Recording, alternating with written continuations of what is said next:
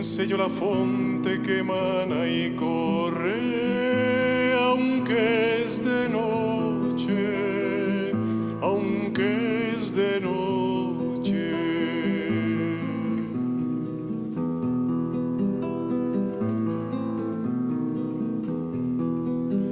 Aquesta eterna fonte está escondida y que bien sé yo lo tiene su manida, aunque es de noche.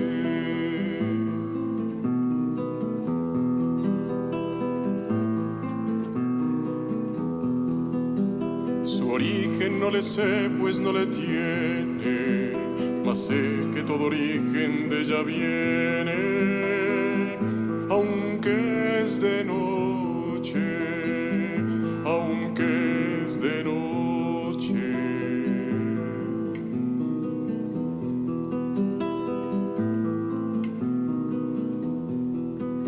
Sé que no puede ser cosa tan bella y que cielos y tierra beben de ella, aunque es de noche y bien sé que suelo en ella no se halla y que ninguno puede va de allá, aunque es de noche.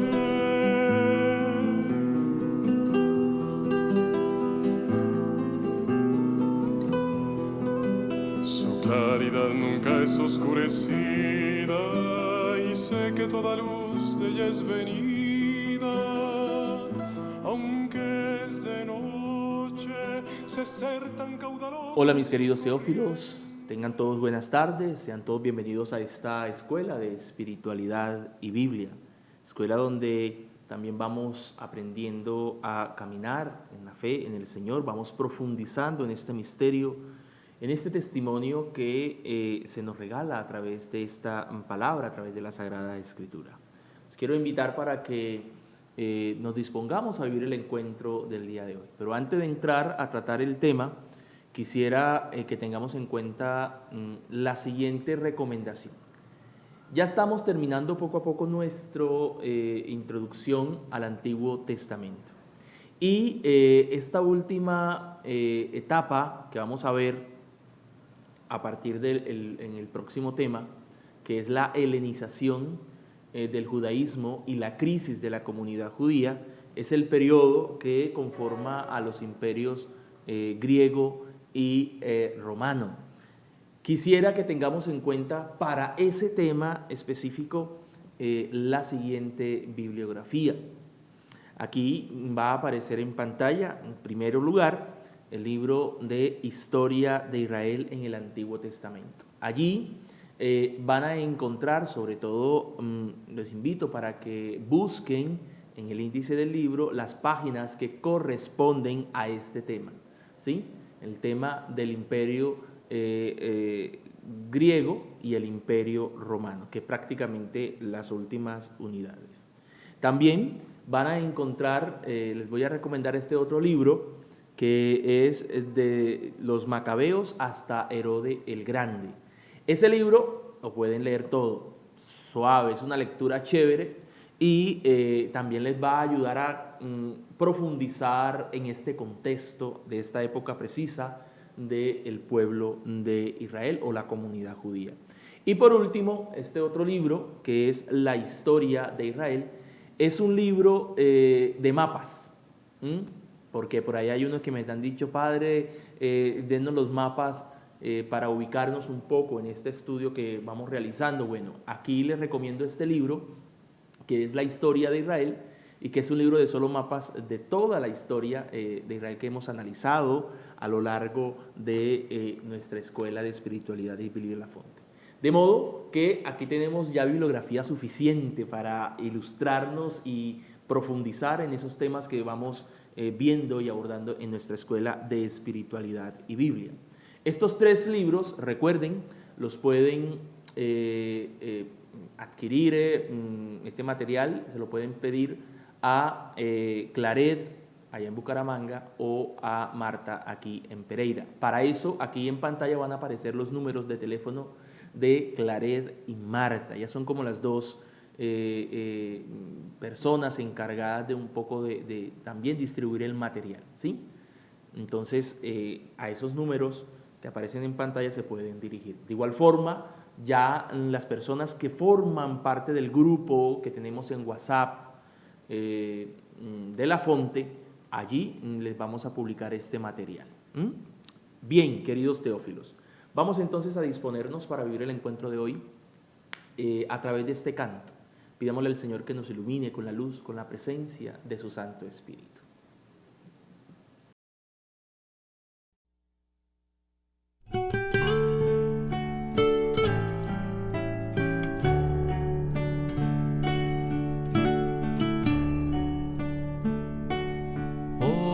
Olvido de lo creado, memoria del Creador, atención a lo interior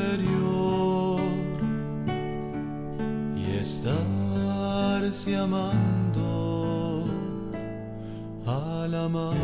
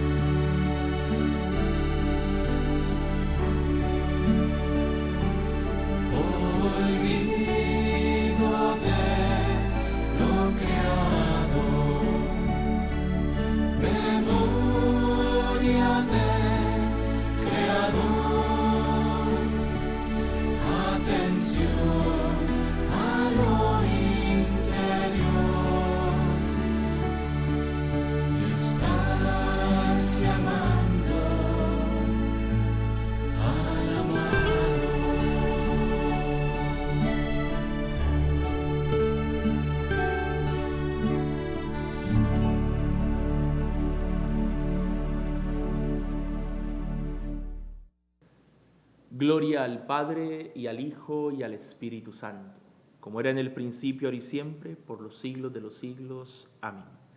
En el nombre del Padre, y del Hijo, y del Espíritu Santo. Amén. Bien, mis queridos teófilos, en el encuentro pasado hemos dicho que la comunidad judía es una institución religiosa que se creó para mantener la continuidad de la esperanza mesiánica. Ahora bien, esta comunidad que se crea para mantener la esperanza mesiánica después del destierro, es decir, en la época del post-exilio, es una comunidad que va a estar a cargo de una autoridad religiosa, es decir, de un sumo sacerdote. Y este sumo sacerdote a su vez va a tener una corte sacerdotal o levítica. ¿Cuál es el problema o cuál es la dificultad o qué es lo que, va a significar que esta comunidad esté a cargo de una autoridad religiosa? Lo que va a suceder es que, teniendo en cuenta que después del exilio el orden social había desaparecido y solo permanecía el orden cultural, lo que va a resultar de esto es que el templo va a constituirse en el lugar o en el centro de poder. Y entonces esta comunidad que va a estar en manos de una autoridad religiosa va a tener unos rasgos, unas características muy particulares, y son la de ser de una comunidad sacerdotal, una comunidad de santidad cultural o del culto, y una comunidad de santidad o de fidelidad. Va a ser una comunidad sacerdotal, pues el gobierno civil y económico de esta comunidad estaba a cargo de una autoridad religiosa, el sumo sacerdote, y por lo tanto era un gobierno mezclado con lo religioso y lo cultural. ¿Qué fue lo que pasó? Que con el tiempo la clase sacerdotal, que tenía el poder civil y económico, se corrompió y pues solo buscaba la acumulación del dinero, y por lo tanto, al corromperse, porque solo estaban interesados por acumular la riqueza y el poder, se olvidaron de la ley. Y esta es la razón por la que en el año 100 a.C. van a nacer los fariseos, que eran los laicos especializados en la ley, y lo único que buscaban era volver a ella, a esa ley de la cual los sumos sacerdotes se habían olvidado. Por lo tanto, en la época de Jesús, los que conocen de la ley son los fariseos. Los sacerdotes en ese entonces no tienen ni idea. Bien, un segundo aspecto de esta comunidad, como les decía, es que era una comunidad cultural o de santidad cultural. Y esto por la sencilla razón de que después del destierro, como les había dicho, todo giraba alrededor del templo. ¿Por qué? Porque el orden social se había acabado y solo quedaba el orden cultural. Entonces todo giraba alrededor del templo. Entonces el templo consistió o se volvió en el centro de autoridad. Y por ende, al todo girar alrededor del templo, se buscó establecer o constituir una ética cultural, es decir, la forma o el estilo de vida se dictaba a partir de las leyes que surgían alrededor del templo. Y esta es la razón por la que esta ética cultural se va a convertir en el centro de la fe de esta comunidad. Es decir, el centro de su fe en Yahvé va a consistir en esta ética cultural, que es la que va a marcar o va a indicar la forma de vida. Esto, a su vez, ¿qué produjo o qué trajo? Ocasionó de que se diera un orden legal, es decir, se van a crear las leyes en torno al templo. Leyes que van a determinar la forma en cómo el pueblo tenía que vivir de acuerdo también a esas leyes cultuales. Y estas leyes van a determinar quién era impuro y quién era puro. Quién era impuro y quién era puro, en lo referente a la celebración del culto. Un último rasgo característico de esta comunidad judía es también el de ser una comunidad de santidad o de fidelidad. Y este último aspecto estaba motivado por la doctrina de la retribución. De modo que se trataba, o lo que se buscaba era ser fiel estrictamente o con la mayor precisión a las leyes dictadas por esta ética cultural. Y porque en el hecho de vivir o de ser fieles o de cumplir fielmente esas leyes consistía la fidelidad, que a su vez dependía, o cumplir esas leyes, el vivirla, eso hacía, o la felicidad dependía de cumplir y de vivir esas leyes. Y la felicidad, ¿qué era? Era conquistar la independencia jurídica de Israel para restablecer de nuevo la monarquía. Es decir, si nosotros vivimos fielmente y cumplimos fielmente las leyes, entonces Yahvé nos va a dar de nuevo la tierra para volver otra vez a ser independientes jurídicamente, crear otra vez el Estado de Israel y poder volver otra vez a instaurar la monarquía. Como podemos ver, antes del exilio existía un orden de cosas característico de la sociedad tribal y que dio origen a Israel, es decir, un orden social igualitario, donde la fidelidad consistía en la preocupación por el más débil. En eso consistía la felicidad o la fidelidad, perdón, o la santidad, en la preocupación por el más débil.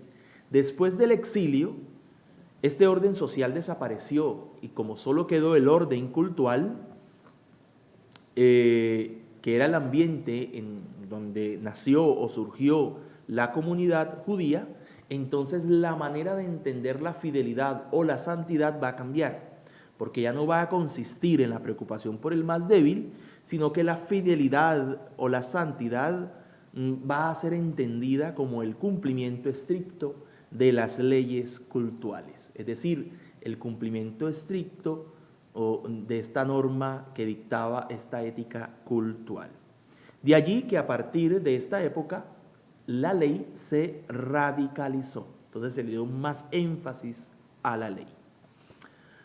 Cuando en el año 70, cuando en el año 70 después de Cristo se destruye el templo, estos rasgos característicos de la comunidad judía van a desaparecer, pues al acabarse el templo, también se acabó el sacerdocio y por ende se acabó también todo lo cultural, quedando así solamente la santidad legal, es decir, unas leyes sin ningún contexto.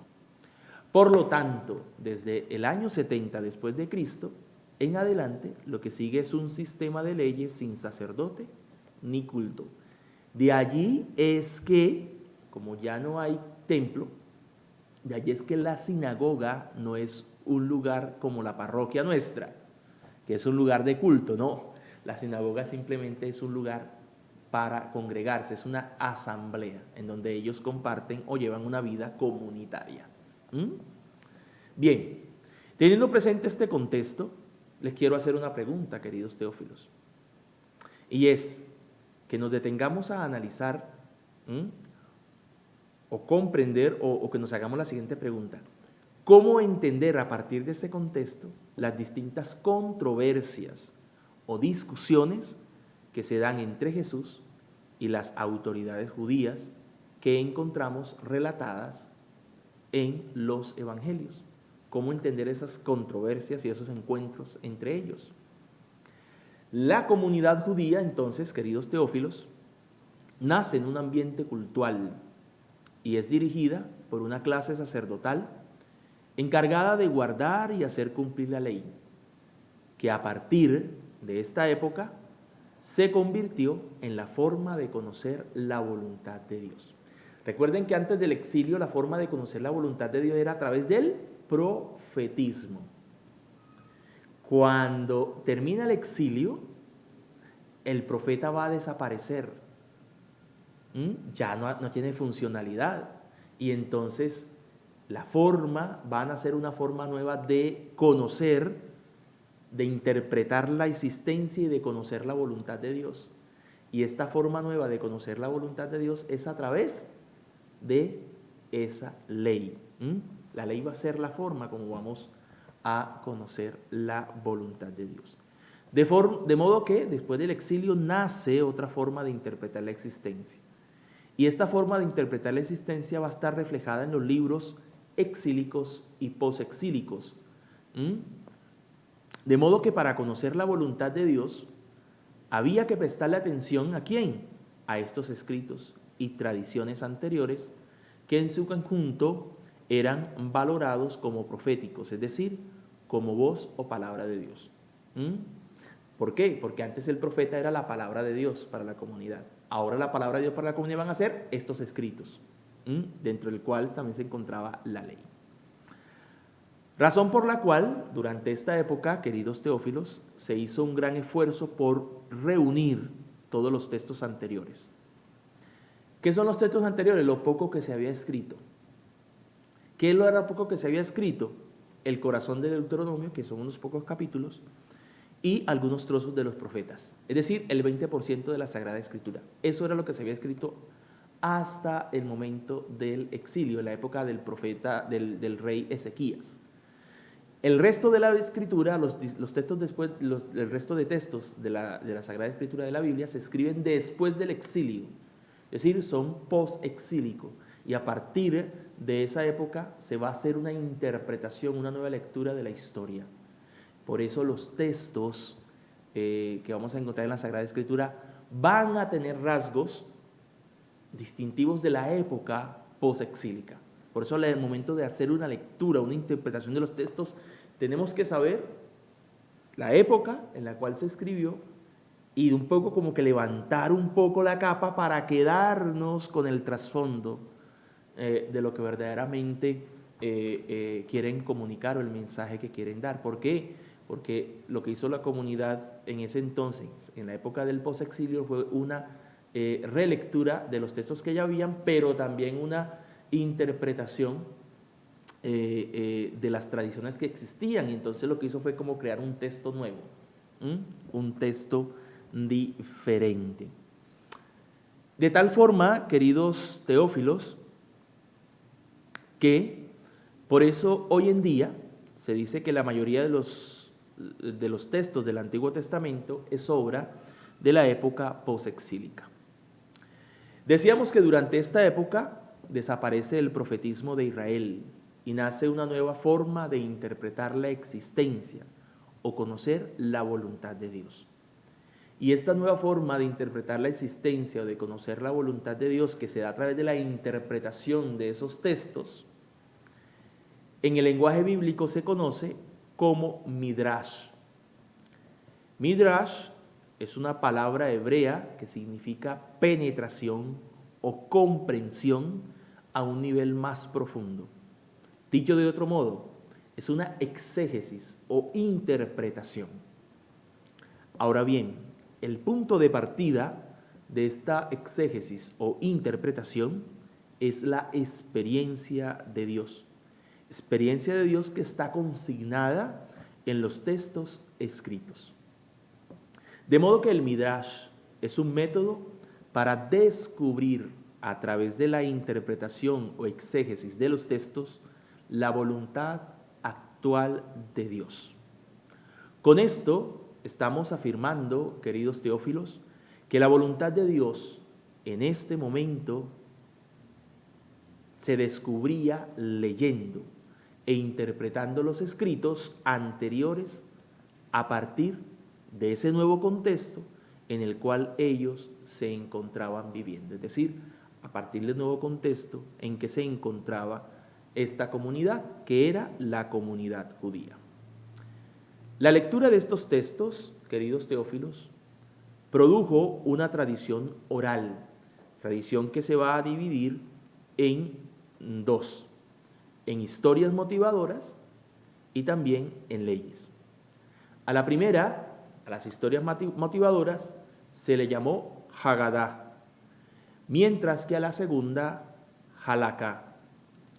En cuanto a la primera, como una forma de interpretar los textos y aplicarlos a la vida cotidiana, se van a crear unos cuentos e historias motivadoras. Y por otro lado, en la segunda, la Halakha, que es la tradición oral legal, es decir, de leyes, esta se va a poner por escrito. Y al ponerse por escrito, va a dar origen a una colección de leyes que lleva por nombre Mishnah, que es la colección más antigua de leyes del judaísmo. El comentario a esta Mishnah es llamado Talmud, y este comentario es hecho por los rabinos.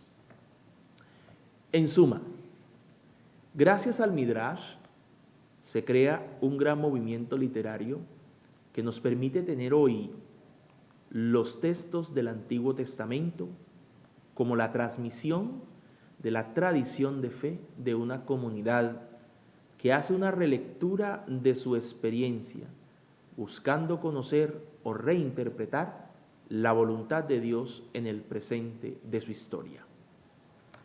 A manera de conclusión, queridos teófilos, quisiera que nos quedáramos con dos cosas. La primera es que en la época del post-exilio, Desaparece el profetismo y aparece el Midrash como método para descubrir la voluntad de Dios a través de la interpretación de los textos. De modo que la comunidad judía, para conocer la voluntad de Dios, recurre a los textos y las tradiciones anteriores que son tenidos como palabra de Dios. 2. Durante esta época se terminó de redactar el Antiguo Testamento, pues antes del exilio solo se había escrito el 20% de la Biblia, mientras que el otro 80% se redactó después del cautiverio. De modo que al interpretar y actualizar los textos anteriores, la comunidad judía va a escribir un nuevo texto, bajo la óptica del contexto que estaban viviendo, que era cultural, y darle así autoridad de voluntad de Dios a eso que estaban viviendo, es decir, al contexto cultural en el cual se encontraban, es decir, a la vida cultural, es decir, al templo mismo. Por ello, ponen el culto en los padres de Israel y todo el gran volumen de la ley lo colocan en el Pentateuco, atribuyéndolo así a la legislación, atribuyendo así toda la legislación a Moisés. Bien, queridos teófilos, quiero que entonces vayamos desde ya, vayamos terminando un poco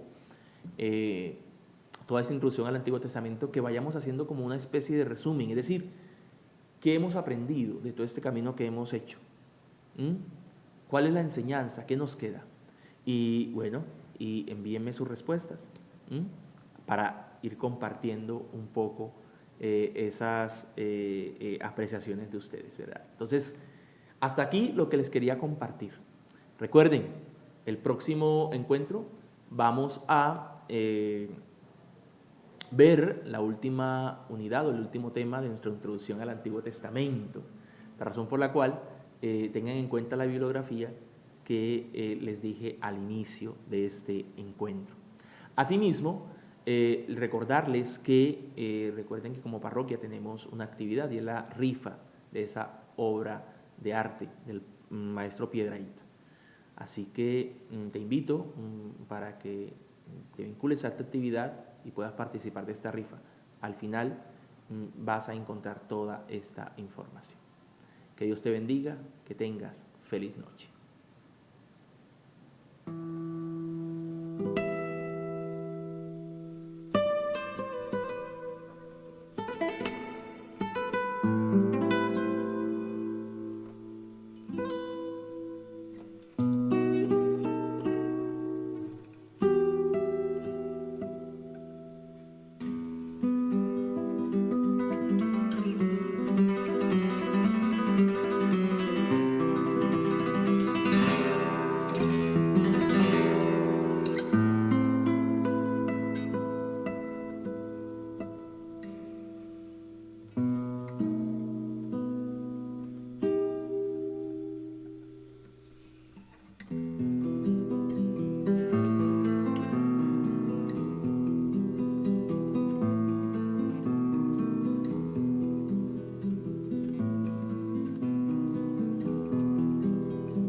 Bien sé yo la fonte que emana y corre, aunque es de noche, aunque es de noche.